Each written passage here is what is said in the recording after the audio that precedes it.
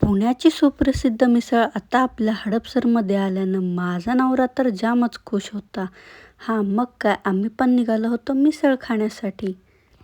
हां, हीच ती काटाकीर मिसळ. मग काय आम्ही पण गेलो आतमध्ये मिसळ खाण्यासाठी.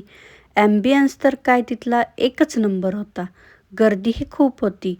काका थोडी एक्स्ट्रा तरी द्या ना, असं म्हणत आम्हीही काकांकडे रिक्वेस्ट करून एक्स्ट्रा तरी मागितली. आम्ही तिकडे मीडियम स्पायसी मिसळ मागवली होती.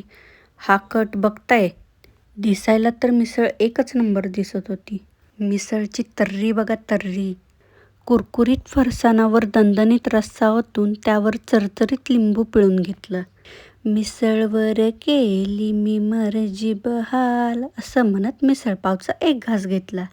तर्रीच्या रंगाने रंगली मिसळ लाल, असं म्हणून दुसरा घास पण घेतला. आणि तोही कमाल लागला. मग पुढचा घास माझ्या नवऱ्याने घेतला.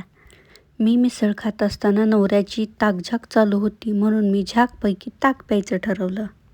तर पत्ता आहे माळवाडी रोड, महालक्ष्मी मंदिराजवळ, हडपसर, पुणे.